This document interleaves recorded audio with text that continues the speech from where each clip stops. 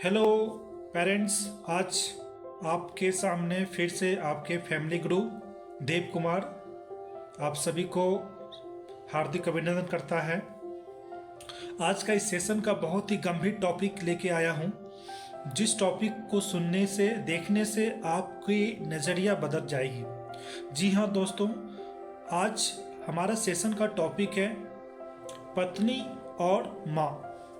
ये टॉपिक जिस टॉपिक पे आज मैं आपको कुछ इम्पोर्टेंट चीज़ें मैं शेयर करने जा रहा हूँ, और शायद मैं आपको ये विश्वास दिलाना चाहता हूँ कि इस वीडियो को अगर आप देखते हैं तो आपके घर में जो आपकी पत्नी और आपके जो माँ के बीच में जो प्रॉब्लम्स क्रिएट हो रहे हैं और उसके बीच में जो अंडरस्टैंडिंग की प्रॉब्लम के वजह से काफ़ी ज़्यादा माहौल गर्म हो जाते हैं, बहुत सारे प्रॉब्लम्स आपको फेस करने पड़ते हैं। तो उस चीज़ को सल्यूशन कैसे आपको पाना है, कैसे सल्यूशन आपको मिलना चाहिए, उस चीज़ के बारे में आज मैं डिस्कस करने वाला हूँ। जी हाँ, पत्नी और माँ दो बहुत ही हमारे संसार का बहुत ही इम्पोर्टेंट एक वर्ड है।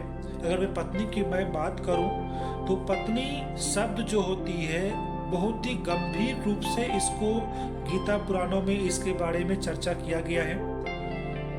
पत्नी जो कि एक अनजान घर को आती है, कई सपने के साथ वह दूसरे घर में जाती है, उनको बहुत सारे चैलेंजेस भी होते हैं। चाहे वो अपने अननोन फैमिली को किस तरीके से अंडरस्टैंडिंग करना है, कैसे उनके साथ एडजस्ट करना, उनका सबसे बड़ा चैलेंजेस होता है।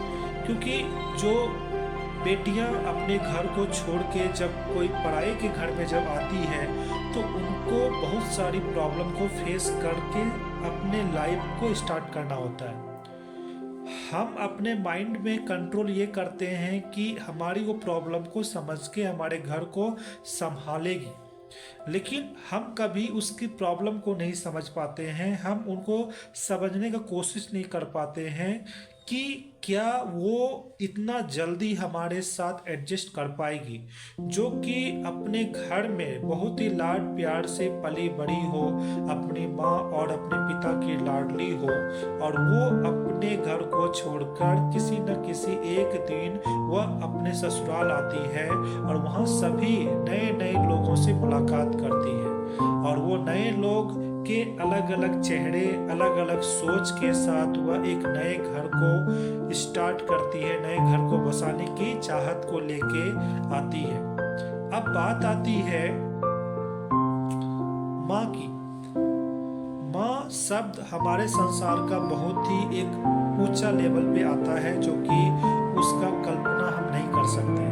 माँ अपने बच्चों को 9 महीने तक अपने कोख में रखती है, और जब जन्म देती है, कहा जाता है कि उस वक्त इतना दर्द होता है कि सिर्फ एक माँ ही समझ सकती है। तो मेरे पेरेंट्स, मैं आपको बताना चाहूँगा कि कभी भी किसी के घर में आपके पत्नी और आपके माँ के बीच में अगर अनबन होती है तो उस कंडीशन में आपको क्या करना चाहिए। सबसे पहली पॉइंट, आपको अपने आप के ऊपर पेशेंस रखना बहुत जरूरी है। आप किसी एक के बात पे आके तुरंत डिसीजन ना लें।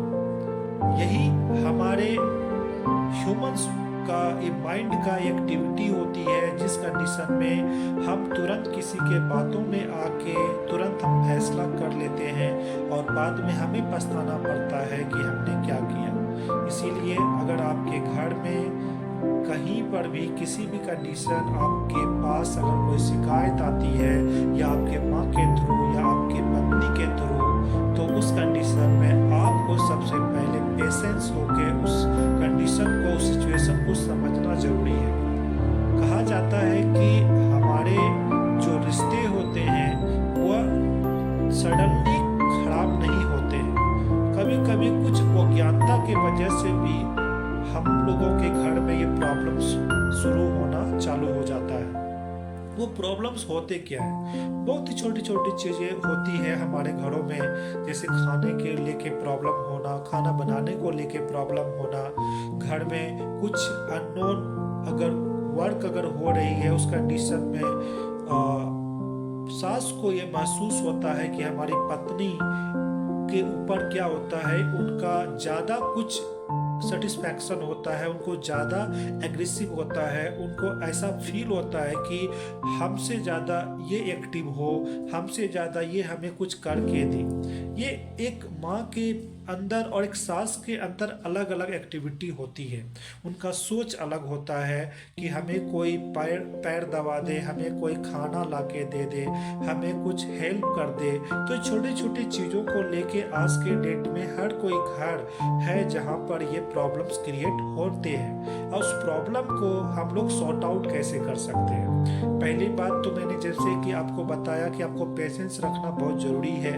दोनों को अच्छे तरीके से आप अपने घर में शांति से बिठा के उनसे बात कीजिए।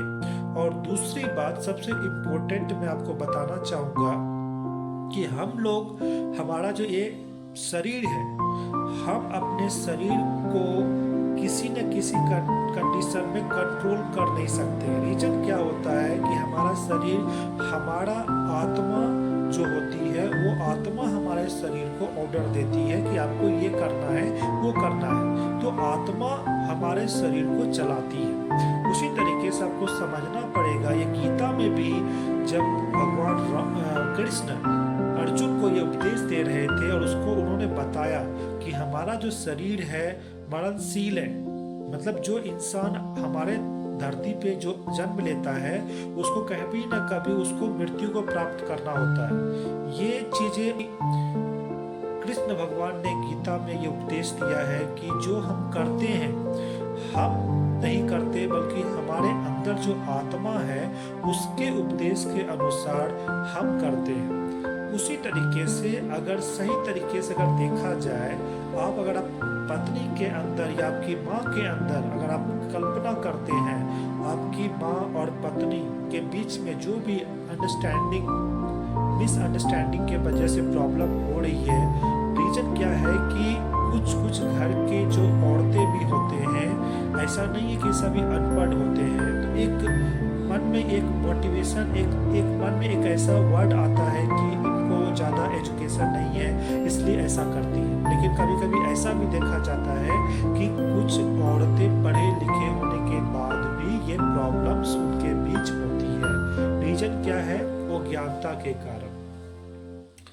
अगर आप कल्पना करें और अपने माँ या अपनी पत्नी को ऑब्जर्व करें तो ये आपको जरूर महसूस होगा कि जो वो कर रही है, जो उसके बीच में मिसअंडरस्टैंडिंग हो रही है, यह उनके अंदर आत्मा के थ्रू ये बात किया जा रहा है। उसके आत्मा के ऑर्डर के हिसाब से वो इंसान वो कर्म को कर रहा है। तो इस बात को अगर आप और अपने परिवार को समझा सकें तो आधी प्रॉब्लम वहाँ पर ही ख़त्म हो जाती है। इस कंडीशन में हमारे घरों में कई बड़े कदम भी उठ जाते हैं। कई ऐसे घर होते हैं जहाँ पे खून खराबा भी हो जाती है इस झगड़े लड़ाई में।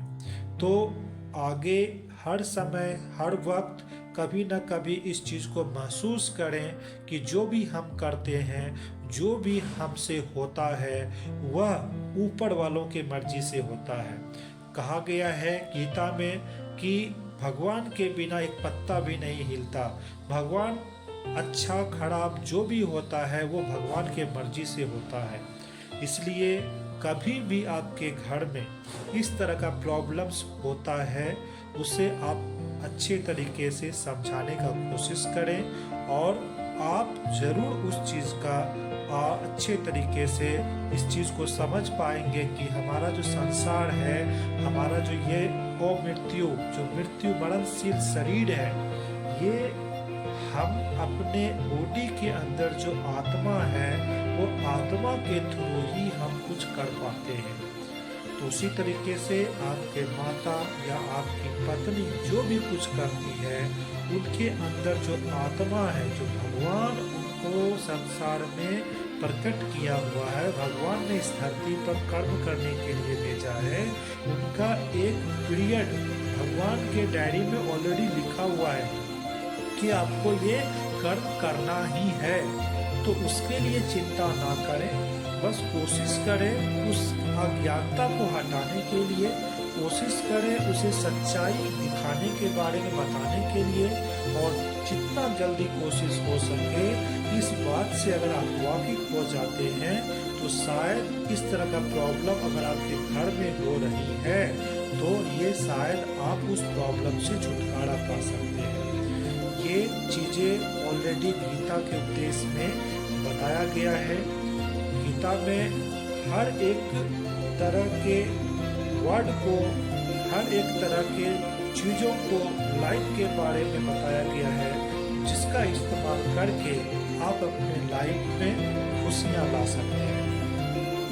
फिर नेक्स्ट सेशन में हम इसी तरह के और कई अलग प्रॉब्लम्स को लेके हम आएंगे और आपके साथ शेयर करेंगे।